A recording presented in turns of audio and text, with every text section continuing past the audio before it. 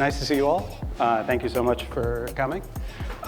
Welcome to our very first LA event, our third event, yeah. Thank you. Thank you very much for having us. I just want to say a huge thank you to all of the sponsors who have helped us put this on. When I first started this event in 2023, my wife made me promise that I wasn't going to lose money. I didn't. I made a very small amount of money on that first event. But really, it just wouldn't be possible without these folks who are supporting interesting work in AI and interesting conversations in AI. So a huge thank you to all of them. You'll hear from them today. So I've started every one of these talks exactly the same way, which is that today is for questions.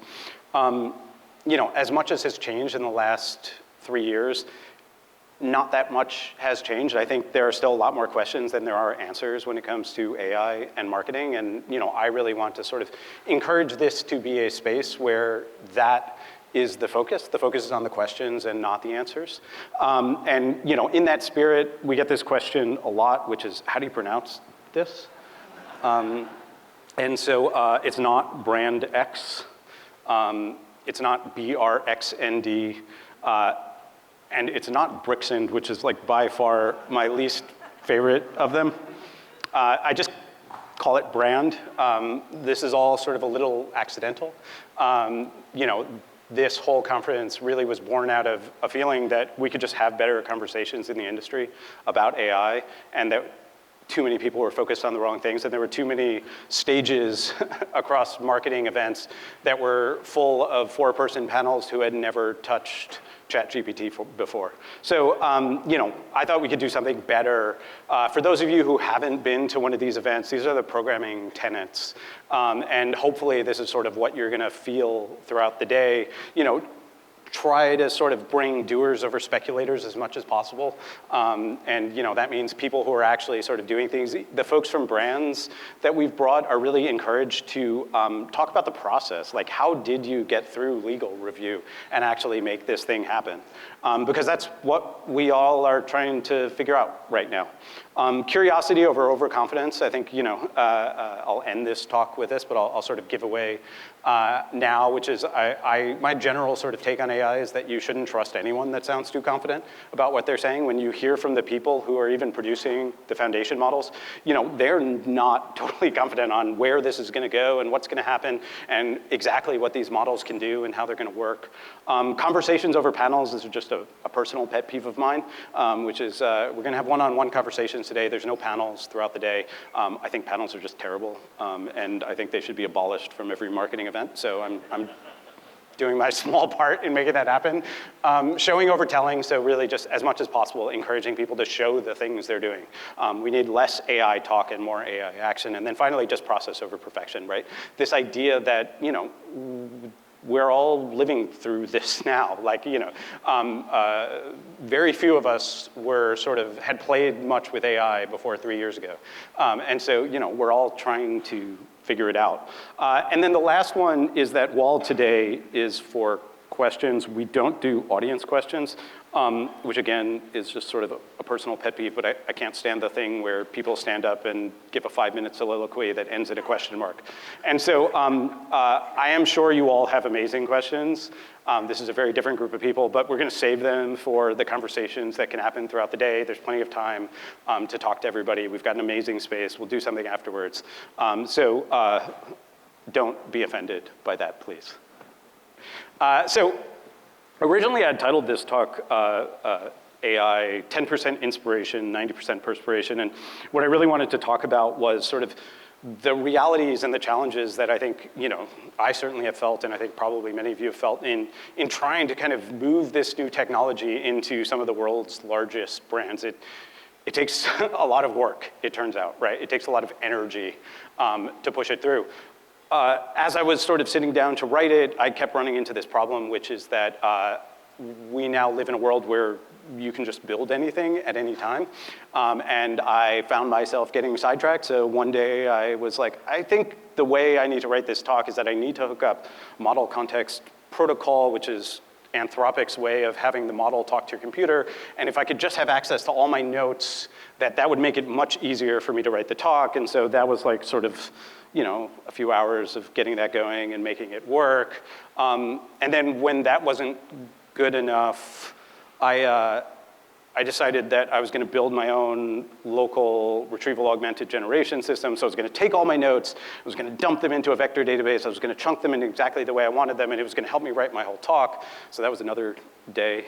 And then probably the most ridiculous of them, and maybe the least sort of directly related to this talk, is that I decided it would be funny if I built a super inefficient assistant who I could copy on emails to ask to schedule things, but would write the worst scheduling emails you could possibly imagine.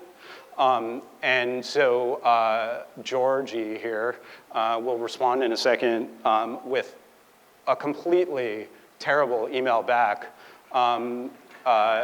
So, you know, the whole point here is to really make it terrible. This meeting will never happen. And obviously this didn't have a lot to do with me writing my talk, but this was another few hours. This is Georgie's prompt. So Georgie is, you know, encouraged to be longer than necessary whenever possible. You know, just to ensure for alignment type phrases always, uses lots of acronyms without defining them. That's an important thing. Use coordination terms, align, sync, and then always include lots of bullet points when offering scheduling options to make things as confusing as possible. So then, of course, because I'm an addict, I had to buy a domain and put up a website.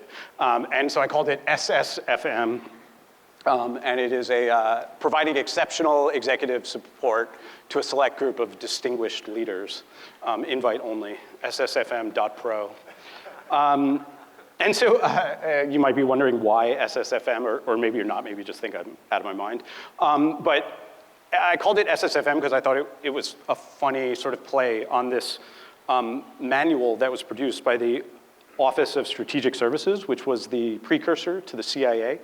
And they produced this manual that they then distributed throughout Nazi-occupied Europe in 1944 to citizens of Nazi-occupied countries to encourage citizen saboteurs, right? So like small-scale sabotage.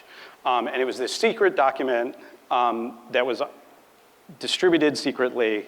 And you know, it encouraged things like when destruction is involved, the weapons of the citizen saboteur are salt, nails, candy, pebbles, thread, or any other materials he might normally be expected to possess. Specific instructions for janitors include keep lots of oily substances in a big bucket so that they can easily catch fire. And if they don't accidentally easily catch fire, you can always throw a match or a lit cigarette in them. But maybe most interestingly, and if any of you have ever seen this document, probably the reason that you've seen it, is the sabotage instructions for office workers. Those sabotage instructions include things like make speeches, talk as frequently as possible and at great length, when possible, refer all matters to committees, always. Bring up irrelevant issues as frequently as possible to just sort of gunk up the works a little bit. Haggle over precise wording, right? So we need to make sure it's perfect. Always go back on previously agreed upon decisions and make sure you relitigate them. And then last but not least, advocate caution. Everybody should think about this, slow down, make sure we don't make any decisions in haste. Interestingly, apparently, this whole thing was fairly effective. I mean, it's sort of impossible to know if this specific document was the source, but many of the factories that had previously operated very efficiently after Nazi occupation, the defect rates went crazy. And so there is some evidence that this was actually happening. But the corporate side of it is, it's a pretty amazing sort of snapshot from 1944 that, if we're being honest, feels like it could very easily live today. So as my friends were battling with my fake assistant who was working out a matrix for choosing the optimal fish-forward restaurant for us to dine at that evening, I had this realization that like actually my sort of, my biggest digression from writing this talk was the talk. That, you know, really, that is the point I was interested in making, which is like, you know, the reason I wanted to talk about the sort of perspiration versus inspiration is because it just takes work to move this stuff through to change large organizations, right? We are all fighting bureaucracy. That's the reality of the situation when you work inside or with large companies. When I look back at the very first one we did of these in 2023, you know, I was sort of like kind of sure that we would never do another one, partially because I was not sure I really wanted to be doing events, and partially because I thought maybe just like the entire marketing industry would fully adopt AI by the end of 2023 and we just wouldn't need to really talk about it anymore. I was wrong. I was very wrong. I'm glad that we're still talking about it. I think you all wouldn't be here if this wasn't a topic worth discussing. But you know, I did sort of have that feeling. You know, I mean, for me, as somebody who writes code and builds things, like this has been the most amazing few years of my life. Like I feel like I've just sort of been unlocked and I can do anything at any time. And obviously the sort of, you know, the speed with which AI has moved throughout the world is pretty extraordinary, right? Like when you look at this chart of, you know, just how quickly ChatGPT got to 100 million users, it's a pretty mind-blowing thing. This is unquestionably one of the fastest technology adoptions in history. But you know, while all that has been happening, you know, we're still humans, and more than that, for those of us, you know, we're here to talk about marketing. Like we're not just humans; we're humans inside these large machines, right? And it just takes time and energy for things to move through them. And you know, as much as people want to say this is sort of the biggest moment of technological change in the history of the universe, I sort of like to remind them that like one day this dude woke up and his friends had figured out how to make fire, and like. That was probably a pretty crazy moment of technological change. Like, you go to sleep and the next morning you can cook things. And so, you know, I think that's just sort of the reality of the world that we live in is like, it is changing, it is evolving, and we're all sort of dealing with it. There's this great framework from a guy named Adam Gopnik. He's a writer for The New Yorker. He wrote this piece in probably 2010.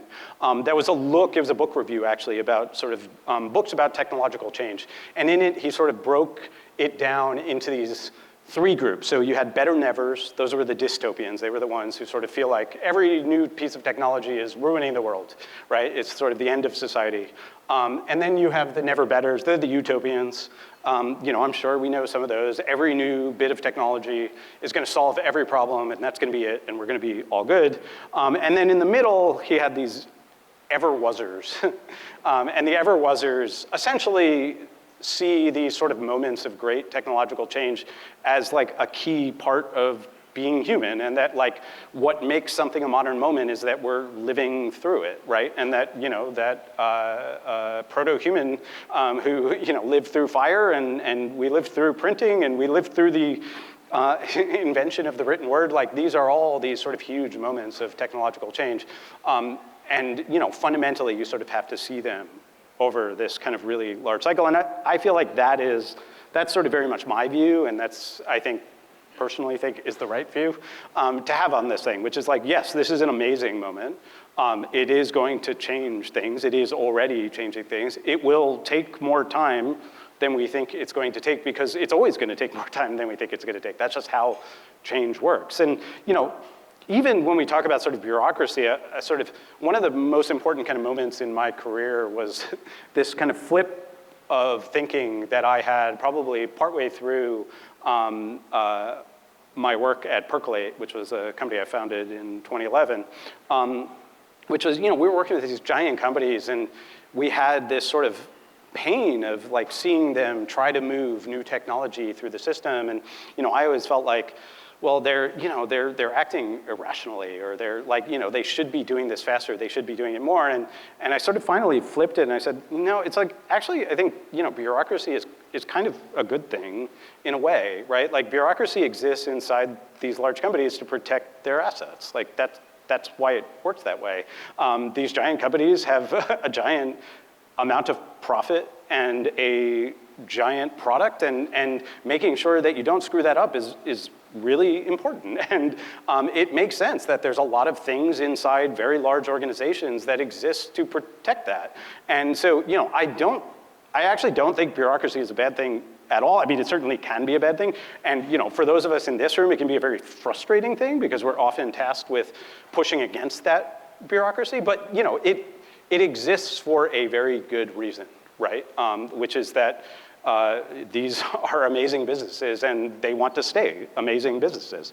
And so I think in a way, like, if we go back to sort of the point of the talk, I think, I sort of realized it's not really how do we fix the bureaucracy, because it's an impossible task, right? Like, I mean, if you have a small enough company where you don't need bureaucracy, that's great. But if you work in, a Fortune 500 business, which many of you do, the bureaucracy exists for a reason. There should surely be less of it, but the sort of fundamental is there. The question is more, how do we work within it, right? Or put another way, I think, how do we sabotage the sabotage?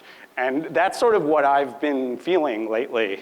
For me, I've got this sort of important story in my sort of life of playing with AI, which is that in April of 2023, I think, ChatGPT released plugins. And plugins were just sort of a way you could integrate ChatGPT in with other applications. And I had applied to get access to build a plugin, and I got access. And I was like, cool, I canceled all my meetings that day. I was like, I'm just gonna build a plugin today. That's what I'm gonna do. And so I did the thing you do when you build plugins, which is you go read the API docs, right? So you sort of learn how they work. Whenever you're integrating two systems together, that's what you do. I've spent a lot of my career integrating software. And so, I've read a million API docs that look something like this, right? And they all look the same. This is Meta Docs, but it could be Amazon Docs, it could be Google Docs, it could be anything, right? Essentially, the way APIs work is that there's a big vendor and you're trying to integrate something with them, and they tell you how you should send them data, and they tell you how they're gonna send you data back, and as long as you follow those rules, everything is gonna work fine.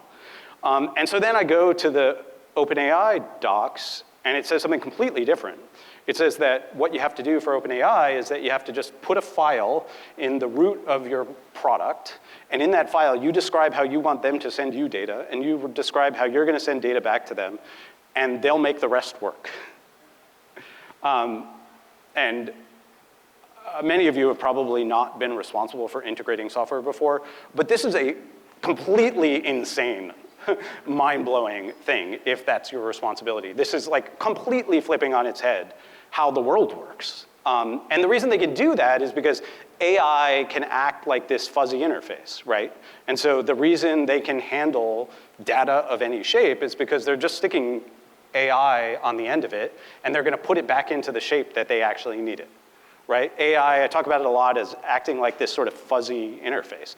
And that to me is sort of probably the biggest magic of AI. Like I think while, certainly in this industry, there's a lot of focus on using it for creative and using it for all these other purposes, and there's amazing things, many of which we'll see today. I think, if there's one kind of functionality that is most transformative, it's this ability to just stick AI in the middle of anything and to kind of make them connect. So if we're kind of like following the story through though, like, isn't this what digital transformation was supposed to do? Like, wasn't this supposed to sort of solve for these same kinds of problems? Wasn't it supposed to push against that bureaucracy that was described in 1944 by the Office of Strategic Services? And it was, but the reality that we live in is slightly different, which is that, what was actually sort of delivered out of the world of digital transformation was a whole bunch of new boxes that were all the same for every single company that people needed to fill out, and that included ever more drop-downs and inputs that were required of them, right? With very little care for the person at the end.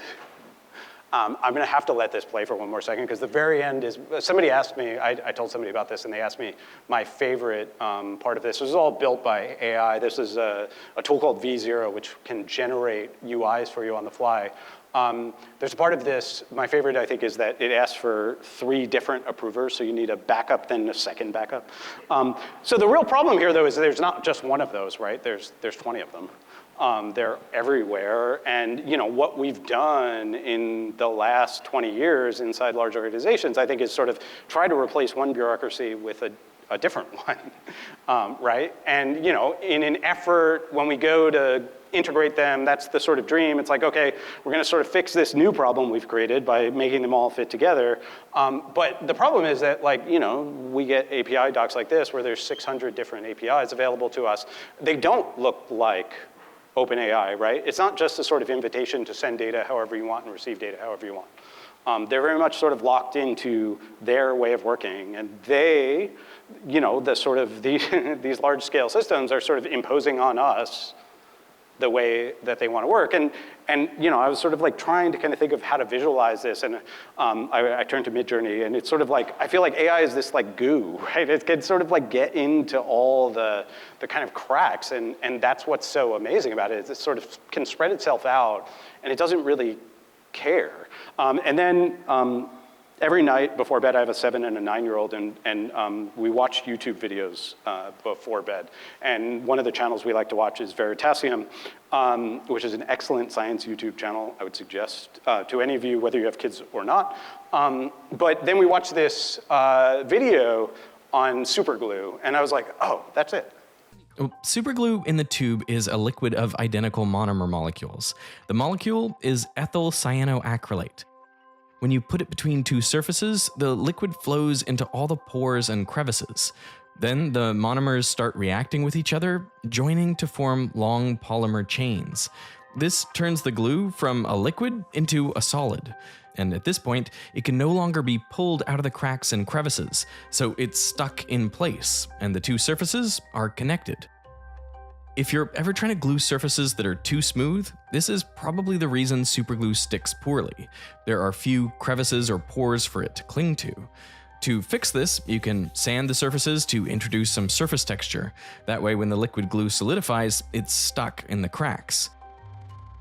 And so this is sort of my nooks and crannies theory of AI, which is I think this is kind of how AI works, is it's really amazing at being able to sort of get into all those little places, all those sort of nooks and crannies within organizations, and it doesn't have to care, it doesn't have to change them.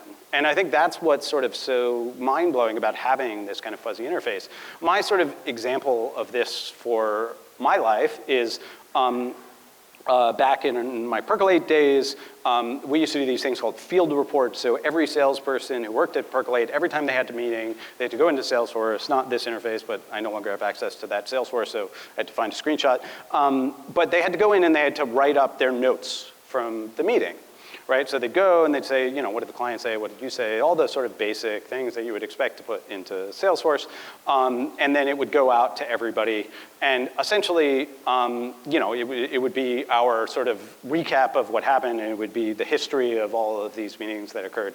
But the problem was no one essentially, except for James and I, who ran Percolate, were willing to read all of these things. And so then we had to have status meetings as well, to go over all the field reports that had gotten written, right? And so it's you sort of end up seeing how these kinds of bureaucracies sort of build up even inside large organizations.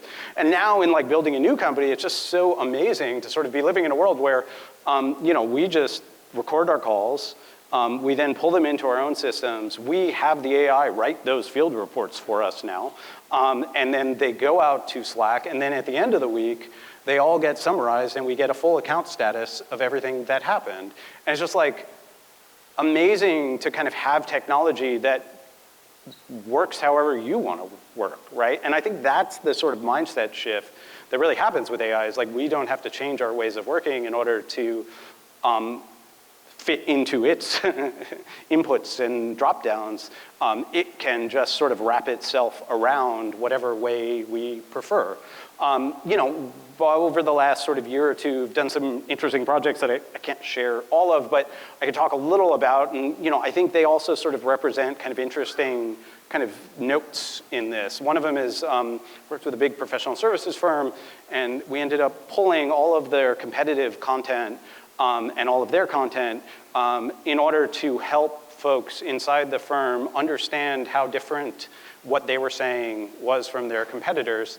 And the point of it was not to like call people out, although it kind of was, but it was to just sort of, you know, it was to be a kind of honest voice and say, hey, like, you know, we just need to kind of be realistic that this has been said 3-4 times. We did a project with a large consumer brand where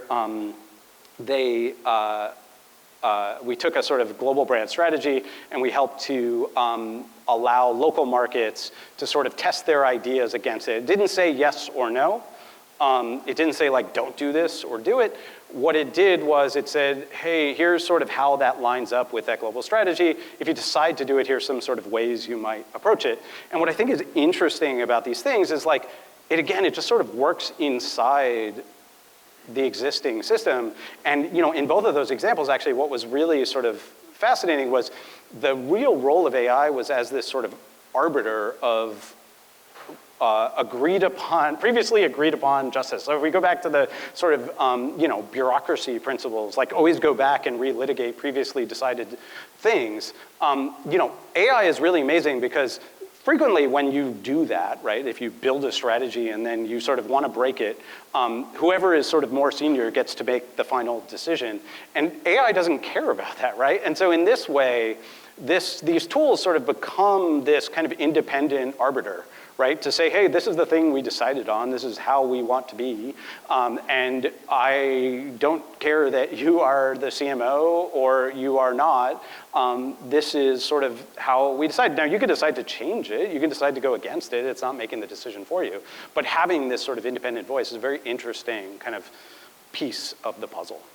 And so, you know, to kind of wrap it up, I thought it would be interesting to try to put together, you know, my sort of simple sabotage field manual. So like, what can we do as people who work inside these large organizations who are trying to drive change we believe is positive? You know, where are our sort of points of leverage and how can we start to kind of push things forward? And you know, I've got these 6 of them. I'm gonna go through each one individually. But there's sort of lessons learned from, you know, many conversations from 3 years of these events, from working with a whole bunch of very large brands. The first one is just like start at the bottom, right? And so I put together this triangle. This is sort of how I have thought about kind of how to approach bringing AI into organizations. And the bottom is access. And I think this is sort of the piece the most organizations skip, ironically, in trying to kind of really integrate it. There are so many organizations who sort of try to push AI programs forward before they give everyone in the organization access to AI. And the challenge with that, beyond the fact that it's just kind of ridiculous, is that this is just such a weird technology that we're all getting a feeling for, that like to not give them access and not to let them sort of imagine means that like it's gonna be significantly harder to find those use cases, right? Because if you haven't played with it enough, you can't really imagine what it could do. Again, this is like this moment of realizing it was a fuzzy interface when I got access to build a ChatGPT plugin 3 years ago. You know, it's like, it required being there with my hands on it to sort of fully see how mind-blowing this was. It's not a thing you can read about, right? It just doesn't work that way. And so I think, you know, access is the sort of foundational piece. Without that, everything is much, much harder.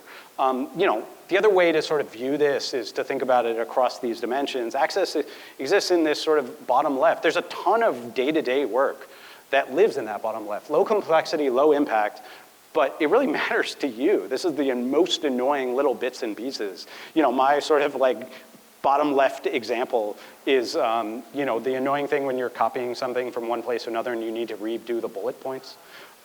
Like, I just give that to AI all the time. It's the most dumb example to tell people, right? Obviously, that has like no business impact, but man, that makes my life significantly easier.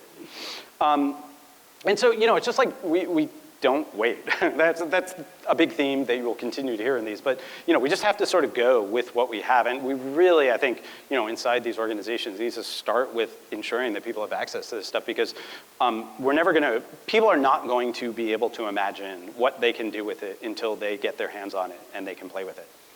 The second one is about what I call private tokens. So, I think there's a lot of confusion in the sort of industry and in the market about sort of what AI can do and what it can't do. And I was recently listening to a podcast with an amazing researcher named Alison Gopnik. I would suggest you all pay attention to her. She's at Berkeley.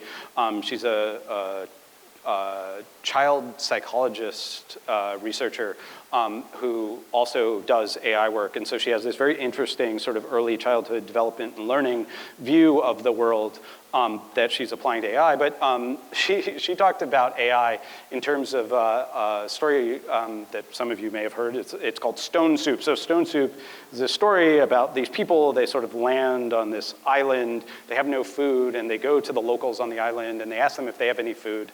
And the locals say no, they can't share any food with them. And so they say, okay, we'll just make some stone soup. So they go and they get a pot, and they ask if they can have a pot, and they fill it with water. And they go grab some stones, and they put some stones in. And then they say to the village, they taste it, and they're like, well, it would really be better if it just had some carrots. And so somebody's like, oh, I got a carrot. I can give you a carrot. We can put that in. And so they heat it up. They keep going. They mix it. And they're like, it would really taste better with some parsley. And so somebody's like, I got some parsley. And you see how it's going. Then somebody's like, hey, it tastes better with some chicken. Somebody's got some chicken. And at the end, they're like, you see, it just took 2 stones. And that's sort of the story of AI as Gopnik tells it, which is, like we talk about AI as if it's this sort of magical technological breakthrough, and in many ways it is, that, as if the only things required were transformers and gradient descent. We're all good. We just need lots of GPUs. But then they came along and they were like, man, it would be really good if we had like every piece of writing humans have ever done. That might like really help us train the models. And we're like, yep, got it. I got the internet. We can do that. And then they're like, well, it would be, be really great if you guys could like thumbs up, thumbs down this stuff. So we had reinforcement learning with human feedback, and we're like, yep, got it. And then at the end, they're like, you see, it was just transformers and gradient descent. That's all it took.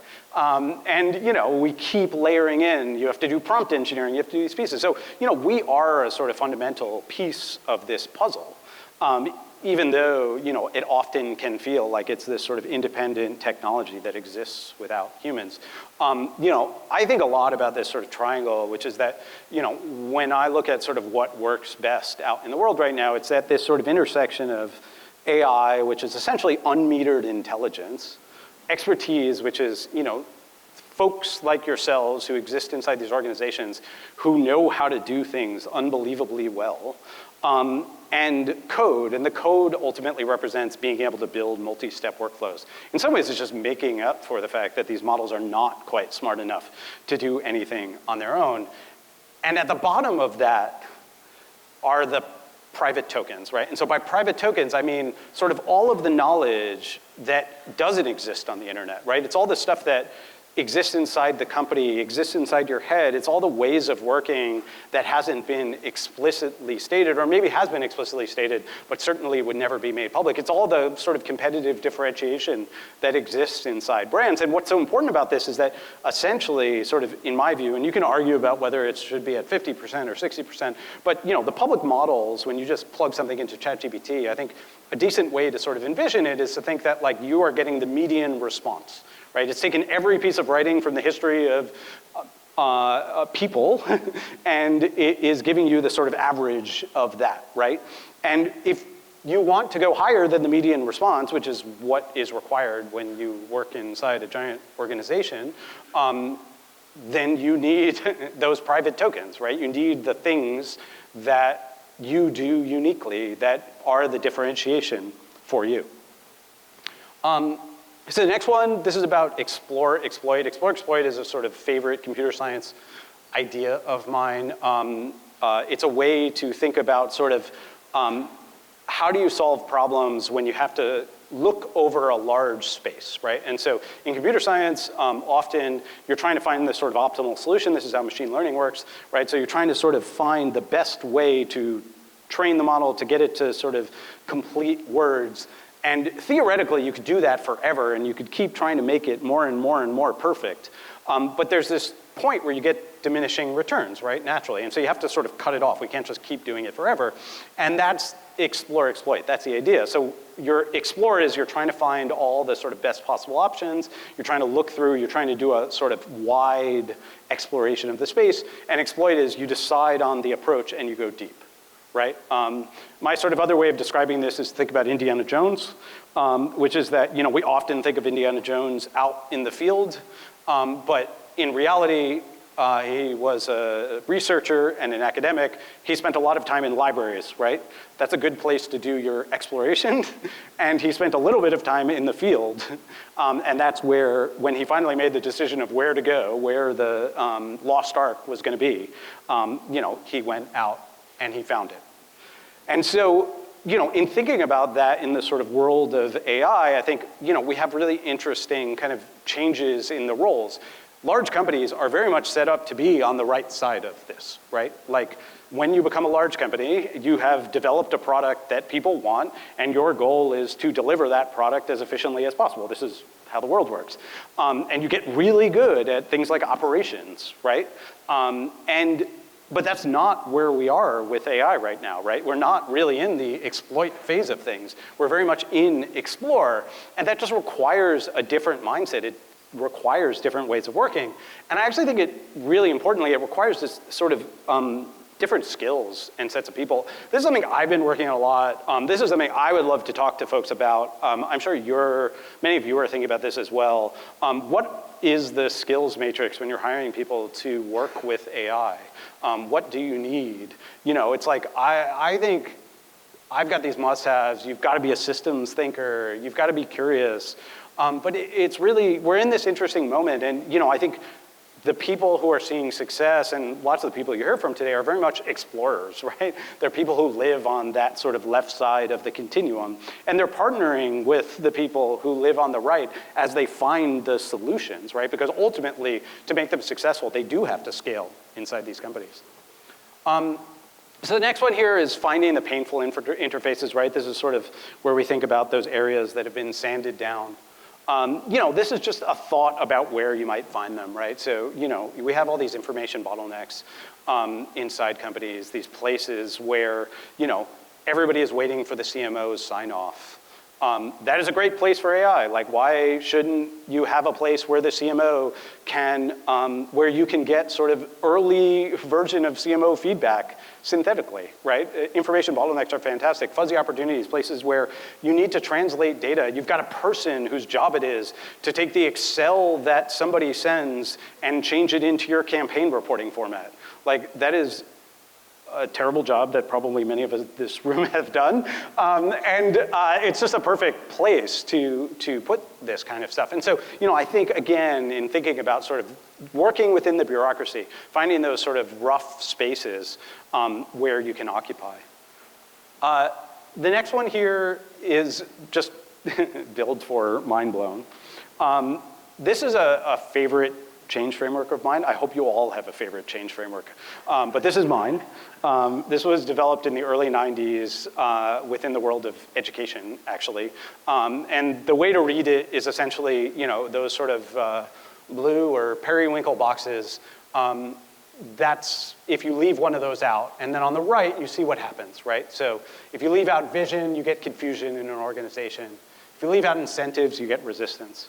And I've just sort of always loved this. I think, any of you who have ever sort of worked inside the world of education know it's a hard place to move things. And I think, there are a lot of really good people who have spent a lot of time thinking about how to kind of drive worlds like that forward. That is a heavily bureaucratic space. And this is just a sort of, I think, a really helpful way to think about change generally.